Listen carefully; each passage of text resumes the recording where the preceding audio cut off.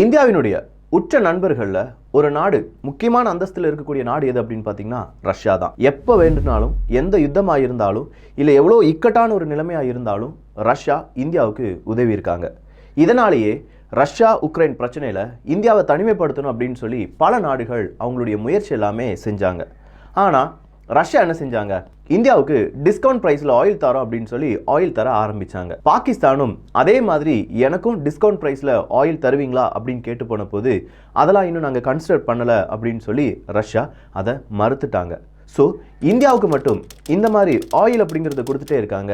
இது பெரிய அளவில் பிரச்சனையாக வருமா அப்படின்னு சொல்லி பல நாடுகளுடைய கேள்விக்கு இந்தியா பதிலடி கொடுத்தது எல்லாமே உண்மைதான். நம்ம இந்த செய்தி எல்லாமே பார்த்துருக்கோம், கேட்டிருக்கோம். இதில் இருக்கக்கூடிய முக்கியமான பிரச்சனை என்னன்னா ட்ரேடு டெபிசிட் அப்படிங்கிறது தான். ரஷ்யாவுக்கு நம்ம நிறைய பொருள் ஏற்றுமதி செஞ்சு ரஷ்யாவிடமிருந்து நம்ம நிறைய பொருள் இறக்குமதி செஞ்சோம்னா அதில் ஒரு பேலன்ஸ் இருக்கும். ஆனால் ரஷ்யா ஆயில் எல்லாமே நமக்கு இங்கே ஏற்றுமதி பண்ணிட்டு இருக்காங்க. நாம் ரஷ்யாவினுடைய ஆயிலை இறக்குமதி பண்ணும்போது நமக்கு ஏற்றுமதி செய்கிறதுக்கான பொருள் அப்படிங்கிறது ரொம்பவே கம்மியாக இருக்குது.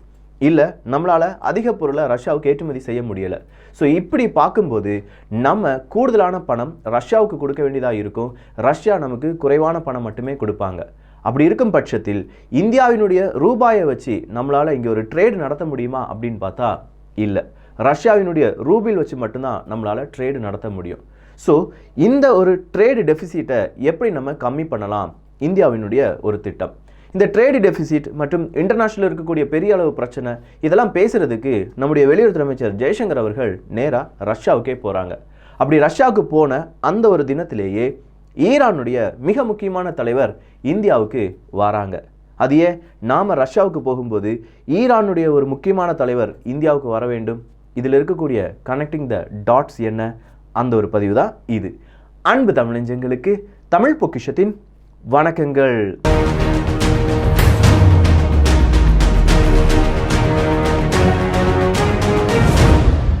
டாபிக்ல போறதுக்கு முன்னாடி ஹிஸ்டரி ஆஃப் இந்தியன் ஃபுட்பால். இப்போ ஃபுட்பாலுக்கு வேர்ல்டு கப் நடந்துட்டு இருக்கு.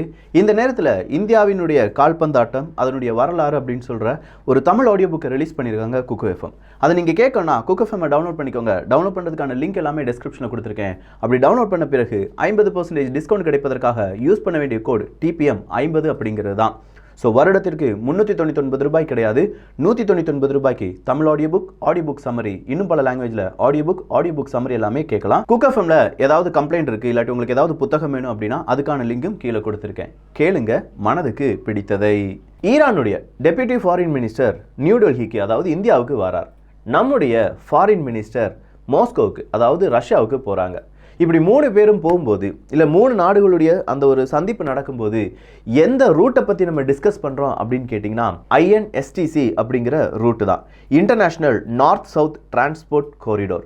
இந்த international north south transport corridor அப்படின்னு சொல்லக்கூடிய INSTC அப்படிங்கிற பாத்தை மட்டும் நம்ம ரெடி பண்ணிட்டோம்னா கரெக்டாக இந்த பாத்து வழியாக நமக்கு தேவையான பலவிதமான ஏற்றுமதி இறக்குமதியை செஞ்சுட்டோம்னா இந்த 3 நாடுகளுக்கும் மிகப்பெரிய லாபம் கிடைக்கும். ஈஸியாக அவங்களுடைய பொருளை இந்தியாவிலேருந்து ரஷ்யாவுக்கும், ரஷ்யாவிலேருந்து இந்தியாவுக்கும் அனுப்ப முடியும். ஸோ இந்த INSTCயை பற்றி தான் ரொம்ப பெரிய அளவில் நம்ம டிஸ்கஸ் பண்ணணும். இந்த INSTC அப்படின்னு சொல்லும்போது இந்தியாவை பொறுத்த வரைக்கும் இந்தியா, ரஷ்யா, ஈரான், யூரோப், அதே மாதிரி சென்ட்ரல் ஏஷியா, இந்த எல்லா இடங்களையுமே நம்மளால் என்ன செய்ய முடியும்? கனெக்ட் பண்ண முடியும். ஸோ அந்த INSTC அப்படிங்கிறதுல இப்போ வரையும் வருடத்திற்கு 3000 டன் அளவுக்கான பொருளை மட்டும்தான் நம்ம என்ன செஞ்சுருக்கோம்? ஏற்றுமதி இறக்குமதி பண்ணிட்டு இருக்கோம். ஸோ வருடத்திற்கு 3000 டன் அப்படிங்கிறது ரொம்ப குறைவான ஒரு அமௌண்ட். அதாவது இந்த 3000 டன் பொருட்கள் அப்படின்னு சொல்லும்போது ஸோ ஈரானும் ரஷ்யாவும் என்ன முடிவுக்கு வராங்கன்னா இந்த INSTCயை இன்னும் செமையா நம்ம உபயோகிக்கணும். அதுக்காக ஒரு 10 மில்லியன் டன் அளவுக்கான பொருட்களை ஏற்றுமதி இறக்குமதி பண்ணுறதுக்கான ஒரு ஒப்பந்தத்தில் கையெழுத்து போடுறாங்க. இந்த 10 மில்லியன் டன் அப்படின்னு சொல்லும்போது இதனால் ஈரானுக்கும் லாபம், அதே நேரத்தில் பொருட்கள் அப்படிங்கிறது இந்தியாவுக்கும் வரும், இந்தியாவிலிருந்து ரஷ்யாவுக்கும் போகும். சரிப்பா, இப்போ இந்தியா ஏதாவது பொருளை ஏற்றுமதி செய்ய போகிறாங்களா ரஷ்யாவுக்கு அப்படின்னு கேட்டால் அதுக்கான வாய்ப்புகள் ரொம்ப பிரகாசமாக இருக்குது. நேற்று தான் ரஷ்யா அவங்களுக்கு தேவையான 500 பொருட்கள், 500க்கும் அதிகமான கீ பார்ட்ஸ் அப்படின்னு சொல்லலாம், அந்த பொருட்களுடைய லிஸ்ட்டை இந்தியாவுக்கு அனுப்பி வச்சுருக்காங்க. இந்தியாவுக்கு அனுப்பி வச்சு எனக்கு இந்தந்த பாகங்கள், இந்தந்த உதிரி பாகங்கள், இந்த வெப்பனுக்கு தேவையான இந்த பாகம் இல்லை, இந்த விமானத்துக்கு தேவையான இந்த உதிரி பாகங்கள் இல்லை, இந்த எலக்ட்ரானிக் கேட்கெட்ஸ்க்கு தேவையான இதெல்லாம் இல்லை, இதெல்லாம் நீங்கள் எப்படியாவது நம்ம நாட்டுக்கு தரணும், ரஷ்யாவுக்கு நீங்கள் தரணும், அப்படி தந்து நமக்கு உதவ வேண்டும் அப்படிங்கிற ஒரு கோரிக்கையை வச்சுருக்காங்க.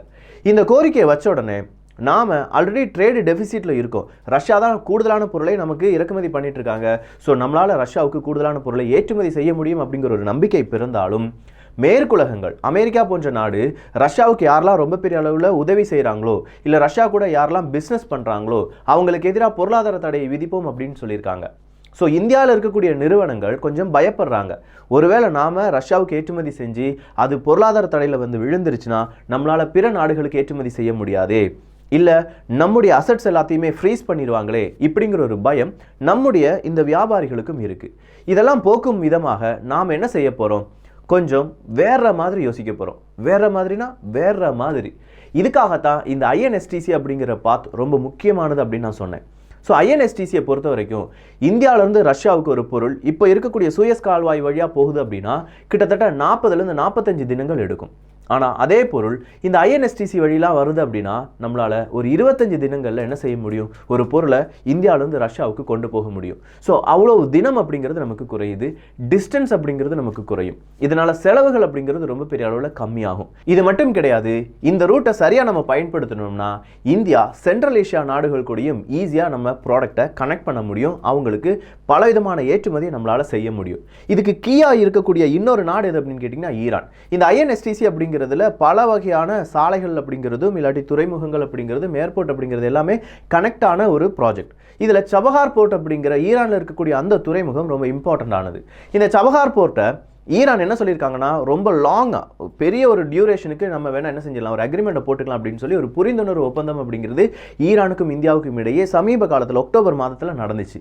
அது மட்டும் கிடையாது, இந்தியாவினுடைய காய் நகர்த்தல் ரொம்ப துல்லியமாக இருக்கிறதுனால இந்தியா என்ன செய்யறாங்கன்னா ஃப்ரீ ட்ரேட் அக்ரிமெண்ட்டை யூரேஷியன் நாடுகள் கூட பேச்சுவார்த்தையில் ஈடுபட்டு இருக்கோம். இந்த யூரேஷியன் எக்கனாமிக் யூனியன் அப்படிங்கிற அந்த நாடுகள் யாவை அப்படின்னு பார்த்தீங்கன்னா Russia, Armenia, Belarus, Kazakhstan, Kyrgyzstan அப்படின்னு சொல்லக்கூடிய நாடுகள் தான். இந்த நாடுகள் கூட ஃப்ரீ ட்ரேட் அக்ரிமெண்ட் நம்ம போட்டுட்டோம்னு வச்சுக்கோங்களேன், என்ன ஆகும்? நம்மளால எவ்வளவு பொருட்கள் வேணும்னாலும் இந்த நாடுகளுக்கு அனுப்பலாம், இந்த நாடுகள்ல இருந்து வேறு நாடுகளுக்கும் நம்ம அனுப்பலாம். இது பக்காவா ஒரு பிளான். ஆனால் இந்த சபஹார் துறைமுகத்துக்கும் இல்லாட்டி நாம சபஹார் துறைமுகத்தை நம்ம தான் மெயின்டைன் பண்ணுறோம் அப்படின்னு வச்சாலும் இப்போ ரஷ்யா என்ன சொல்லியிருக்காங்கன்னா ஈரானில் ஒரு ஸ்டெபிலிட்டி போராட்டம் அப்படிங்கிறதுலாம் இருக்குது. ஸோ ஈரான் வரை இருக்கக்கூடிய அந்த ட்ராவலை நான் பார்த்துக்கிறேன், நீ என்ன செய், இந்தியாவிலேருந்து ஈரான் வரை அனுப்பக்கூடிய அந்த ட்ராவலை மட்டும் பார்த்துக்கோ அப்படின்னு சொல்கிறாங்க.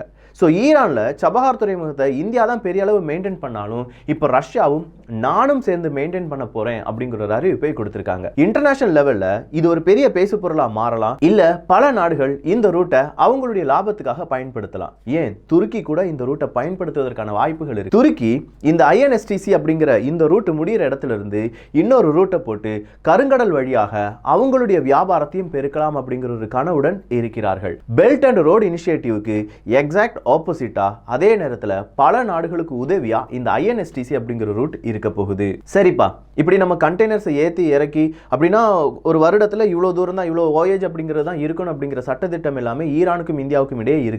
ஸோ இதை நம்ம எப்படியாவது ஓவர் கம் பண்ணுறதுக்காக இந்த இரண்டு நாடுகளும் இந்தியாவும் ஈரானும் கடந்த சில வாரங்களுக்கு முன்னாடி ஒரு புரிந்துணர்வு ஒப்பந்தத்தில் கையெழுத்து போடுறாங்க. அன்லிமிட்டெட் voyage, எவ்வளோ வேணாலும் நீ அங்கேயும் இங்கேயும் கொண்டு போய்க்கோங்க, ஒரு பிரச்சனை கிடையாது, நமக்குள்ள எந்த ப்ராப்ளமும் இல்லாமல் நம்ம சரக்குகளை ஏற்றுமதி இறக்குமதி செய்யலாம் அப்படிங்கிறது தான் அந்த புரிந்துணர்வு ஒப்பந்தம். ஸோ பல நாடுகள் கூட நாம் ஃப்ரீ ட்ரேட் அக்ரிமெண்ட் பேசிகிட்டு இருக்கோம், INSTC அப்படிங்கிற இந்த ரூட்டை ஸ்ட்ராங் படுத்திட்டு இருக்கோம். இந்த INSTC அப்படிங்கிறது ஆர்டிக் வழியாக ரஷ்யாவினுடைய அடுத்த ஒரு வழித்தடத்திலும் இது பயன்படுத்துவதற்கான வாய்ப்புகள் இருக்கு.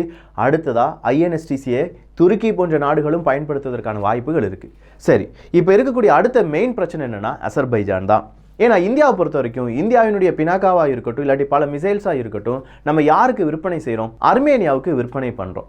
அர்மேனியாவுக்கும் அசர்பைஜானுக்கும் ஆகவே ஆகாது. நகர்னோ கராபக் அப்படிங்கிற ஒரு இஷ்யூ பெருசாக ஓடிக்கிட்டே இருக்குது. ஸோ இந்த அர்மேனியா அசர்பைஜான் எப்பவுமே சண்டை போட்டுக்கிட்டே இருப்பாங்க.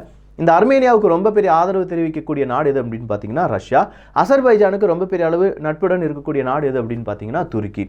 இந்த அசர்பைஜான் துருக்கி அப்படின்னு சொல்றது இந்தியாவுக்கு கொஞ்சம் எதிராக இருக்கக்கூடிய ஒரு நாடு தான். அது மட்டும் இல்ல, அசர்பைஜான் இந்தியாவுக்கு எதிராகவும் இருக்க வாய்ப்புகள் இருக்கு. ஸோ அசர்பைஜான் இந்த INSTCல எப்படி சம்மதம் தெரிவிப்பார்கள் அப்படிங்கிற ஒரு கேள்வியை இந்தியா கேட்டாங்க. ரஷ்யா அதுக்கான பதிலையும் கடந்த அக்டோபர் மாதத்தில் என்ன செஞ்சிட்டாங்க, சீல் பண்ணிட்டாங்க. அசர்பைஜானும் இந்த INSTC பாத்துல எந்த பிரச்சனையும் இல்லாம ஜாயின் பண்ணுவாங்க அப்படிங்கிறது தான். அர்மேனியா அசர்பைஜான் பிரச்சனையில எப்போதுமே நடுநிலைமையா இருந்து அதை தீர்த்து வைக்கக்கூடிய பொறுப்பு யாருக்கு இருக்கு அப்படின்னு கேட்டீங்கன்னா ரஷ்யாட்ட இருக்கு. ஸோ ரஷ்யா நினைச்சாங்கன்னா அசர்பைஜானையும் அடிக்க முடியும், அதே நேரத்தில் அர்மேனியாவுக்கு கூடுதலான பலத்தையும் கொடுக்க முடியும். இது அசர்பைஜானுக்கும் தெரியும், துருக்கிக்கும் தெரியும். அதனால ரஷ்யாவை எதிர்த்து அசர்பைஜான் அவ்வளவு சீக்கிரமா காய் நகர்த்தல் அப்படிங்கிறத செய்யாது. ஸோ இதுவும் நமக்கு ஒரு ஆடட் அட்வான்டேஜா இப்போ மாறிட்டு இருக்குன்னு சொல்லலாம். ஸோ ஒரே நேரத்தில் நம்முடைய ஃபாரின் மினிஸ்டர் ரஷ்யாவுக்கு போய் ஈரானுடைய டெப்யூட்டி ஃபாரின் மினிஸ்டர் இந்தியாவுக்கு வந்து ஒரு ட்ரையாங்கிள் வடிவில் இருக்கக்கூடிய பேச்சுவார்த்தை வழியா கிட்டத்தட்ட 12 மில்லியன் டன் அளவுக்கான பொருட்களை நம்ம எது வழியா இறக்குமதி ஏற்றுமதி செய்ய போறோம், இந்த INSTC வழியா இறக்குமதி ஏற்றுமதி செய்ய போறோம். இப்போ தான் அடுத்த ஒரு ப்ராப்ளத்துக்கு இல்லாட்டி இந்த பொருளாதார தடை அப்படிங்கிற ஒரு இஷ்யூக்கு நம்ம வரப்போறோம். இப்போ நம்ம போட்டிருக்கிற பிளான் எல்லாமே சாதாரண ஒரு நாளா இருந்தது, இல்லாட்டி ரஷ்யா உக்ரைன் போர்லாம் நடக்கலனா ரொம்ப சுலபமா நடந்திருக்கும். ஈரான் அப்படிங்கிற ஒரு நாட்டில் மட்டும் அந்த இன்ஸ்டெபிலிட்டியை மட்டும் கொஞ்சம் கேர்ஃபுல்லா கையாண்டா போதும். ஆனா இப்போ ரஷ்யா உக்ரைன் போர் நடப்பதனால இதுல ஏற்றுமதி இறக்குமதி ஆகக்கூடிய பலவிதமான பொருட்களை யார் உன்னிப்பா கவனிச்சிட்டு இருப்பாங்க, அமெரிக்கா போன்ற மேற்குலக நாடுகள் கவனிச்சிட்டு இருப்பாங்க. ஆனா இந்தியா மறுபடியும் அவங்களுடைய ஸ்ட்ராங் பொசிஷன்ல நின்று நாங்க இந்த மாதிரி பொருட்களை தான் ஏற்றுமதி பண்றோம், இது எங்களுடைய லாபத்துக்காக எங்களுடைய மக்களுக்காக அப்படிங்கிறத எகைன் ஸ்ட்ராங்கா சொன்னாங்கன்னா மேற்குலக நாடுகளால எதுவுமே செய்ய முடியாது. இந்த ஒரு INSTCல ஈரானும் ரஷ்யாவும் ஒன்றிணைந்து இவ்வளோ பெரிய 12 மில்லியன் டன் அளவுக்கான பொருட்களை ஏற்றுமதி இறக்குமதி செய்ய போறோம்னு சொன்ன அடுத்த நாளே ரஷ்யால இருந்து ஒரு ட்ரெயின் அப்படிங்கிறது ஈரானுக்கு வந்து மறுபடியும் ஈரானுடைய துறைமுகத்திலிருந்து கிட்டத்தட்ட பல டன் பொருட்கள் அப்படிங்கிறது இந்தியாவுக்கு இறக்குமதி செய்யப்பட்டிருந்தது. 91% ஃபெர்டிலைசர் அப்படிங்கிறதும் அதே நேரத்தில் ரொம்ப பெரிய அளவு விவசாய பொருட்கள் அப்படிங்கிறதுலாம் நம்ம யார்கிட்ட இருந்து தான் இப்போ இறக்குமதி பண்ணிட்டு இருக்கோம், ரஷ்யாட்ட இருந்து தான் இறக்குமதி பண்ணிட்டு இருக்கோம். ஸோ நான் சொன்ன மாதிரி ஒரு 40 நாட்கள் ஆகிறது 25 தினங்களாக குறைந்து ரொம்ப பெரிய அளவில் சுற்றி வராமல் சீக்கிரமா ஷார்ட்கட்டா வர்ற இந்த பாத் அப்படிங்கிறத நம்ம சரியா பயன்படுத்திட்டோம்னா நம்முடைய லாபமும் அதிகரிக்கும், அதே நேரத்தில் நம்ம வேற யாரையும் நம்பி இருக்க வேண்டாம். இந்த பக்கமா இருக்கக்கூடிய சூயஸ் கனாலா இருக்கட்டும், இல்ல சீனாவினுடைய பெல்ட் அண்ட் ரோடு இனிஷியேட்டிவா இருக்கட்டும், அவங்கெல்லாம் ரொம்ப பெரிய அளவு இந்தியாவை புறம் தள்ள வேண்டும் அப்படின்னு நினைச்சா கூட நம்மளால என்ன செய்ய முடியும், ஈஸியா ரஷ்யா அங்கிருந்து சென்ட்ரல் ஏஷியா நாடுகள் அப்படின்னு சொல்லி வேறொரு உலகத்துக்கு இல்லாட்டி வேறொரு ரூட் வழியா இந்த உலகத்தை சுத்த முடியும். அதுவும் இல்லாம நேரடியா சென்னையில இருந்து ரஷ்யா கடல் வழி பயணம் அப்படிங்கிறதையும் நம்ம என்ன செஞ்சுட்டு இருக்கோம், ஒரு ப்ராஜெக்டா இனிஷியேட் பண்ணி அதற்கான வேலைகளிலும் ஈடுபட்டு இருக்கோம் அப்படிங்கிறதும் இங்கே குறிப்பிடத்தக்கது. சோ இந்த இடத்துல அசர்பைஜானை பத்தி பார்த்தோம். ஆனா ஆப்கானிஸ்தான் அப்படிங்கிற ஒரு நாட்டை பத்தியும் பார்க்கணும். ஏன்னா ஆப்கானிஸ்தானும் இதுக்கு கொஞ்சமா உதவி செய்தே ஆக வேண்டும். ஆப்கானிஸ்தான் உதவி செய்வாங்களா அப்படின்னு பார்த்தா இப்ப ஆப்கானிஸ்தானுக்கும் பாகிஸ்தானுக்கும் பகை அப்படிங்கிறது முட்டிட்டு நிக்குது. தாலிபன்களை நாங்க உலக அளவில் அங்கீகரிக்காத வரையிலும் அங்கீகரிக்க மாட்டோம் அப்படின்னு சொல்லி பாகிஸ்தான் சொல்லிட்டாங்க. பாகிஸ்தான்ல இன்னைக்கு கூட தெஹ்ரிக் தாலிபன்கள் தாக்குதலை நடத்தி அங்க இருக்கக்கூடிய 10க்கும் அதிகமான காவல்துறை அதிகாரிகளை கொன்னுட்டாங்க. ஸோ அதை பாகிஸ்தான் தாலிபான்கள் அப்படின்னு சொல்லுவாங்க இந்த தெஹ்ரிக் தாலிபன்களை. இப்படி பாகிஸ்தானுக்குள்ள உள்ளூரையும் நிறைய பிரச்சனை இருக்கு, பாகிஸ்தானுக்கும் ஆப்கானிஸ்தானுக்கும் இடையே பல பிரச்சனைகள் இருக்கு. ஆப்கானிஸ்தானுடைய மினிஸ்டர்ஸ் என்ன சொல்லியிருக்காங்கன்னா, இன்னைக்கு நடந்த செய்தி, அதாவது 30 நவம்பர் 2022 வெளிவந்த செய்தி, 20 ப்ராஜெக்ட் அப்படிங்கிறது பெண்டிங்ல இருக்கு. இந்தியா கூட நாங்க செஞ்ச ப்ராஜெக்ட் அதை மறுபடியும் ரீஇனிஷியேட் பண்ண போறோம். எங்களுடைய கிரெடிபிள் பார்ட்னரா இல்லாட்டி எங்களுக்கு தேவையான எங்களுக்கு உதவி செய்யக்கூடிய ஒரு நாடா இந்தியாவை நாங்கள் எப்போதும் பார்க்கிறோம். ஸோ இந்தியாவினுடைய உதவி எங்களுக்கு வேணும் அப்படின்னு சொல்லியிருக்காங்க. நல்லா இருக்குல்ல? இந்த செய்திகள்லாம் பார்க்கும்போது ஒன்றுடன் ஒன்று கனெக்ட் ஆகிருக்கு. நம்ம சொல்லக்கூடிய செய்யக்கூடிய பலவிதமான இராணுவ ஒப்பந்தங்களும் இல்லாட்டி நம்முடைய ஃபாரின் மினிஸ்டர் ஒவ்வொரு நாட்டுக்கு போய் என்னென்ன அக்ரிமெண்ட்டில் கையெழுத்து வாங்குறாங்க, அந்த நாட்டு ஃபாரின் மினிஸ்டர் இந்தியாவுக்குள்ள வந்து என்ன பேச்சுவார்த்தையில் ஈடுபடுறாங்க, இதெல்லாம் சரியாக கவனிக்கிற டிபி ட்ரூப்ஸால் அடுத்ததாக என்ன நடக்க போகுது அப்படிங்கிறத ப்ரெடிக்ட் பண்ண முடியும். ஸோ நமக்கு தேவையான நமக்கு இம்பார்ட்டண்ட்டாக இருக்கக்கூடிய இல்லை நம்மளை பாதிக்காத சில வழிகளை தேர்ந்தெடுக்க போகிறோம். உலகமே எதிர்த்து நின்னாலும் இந்தியா தன்னுடைய வழியில்தான் இருக்கும் அப்படிங்கிற இந்த போக்கை இந்தியா இன்னும் கடைபிடிக்க வேண்டும். அப்படி கடைபிடிக்கும் போது எதிர்ப்புகள் வரலாம், ஆனால் வெற்றிகள் நம்மை விட்டு நீங்காது. ஸோ பார்க்கலாம் இந்த INSTC, அதுக்கு பின்னாடி இருக்கக்கூடிய பிளாக் சி துருக்கியினுடைய வழி, அதுக்கு பின்னாடி ஆர்டிக் ரீஜனாக இருக்கக்கூடிய வழி, இது எல்லாத்தையும் பற்றி இன்னும் அப்டேட்ஸ் வந்தால் கண்டிப்பாக அது தமிழ் பட்சத்தில் பகிரப்படும். ஸோ இந்த ஒரு காணொலியில் நிறைய விஷயங்கள், நிறைய உலக நகர்வுகள் ப்ளஸ் இந்தியாவினுடைய செயல்பாடு எல்லாத்தையுமே புரிஞ்சிருப்பீங்க. உங்களுக்கு இது ரொம்ப பிடிச்சிருந்துச்சுன்னா உங்களுடைய கருத்துக்கள், உங்களுடைய லைக் நீங்கள் கீழே வந்து போட்டிங்கன்னா கொஞ்சம் நல்லா இருக்கும். Please leave your comments. நல்லதை பகிர்ந்து நல்ல சமுதாயத்தை உருவாக்குவோம். நன்றி, வணக்கம்.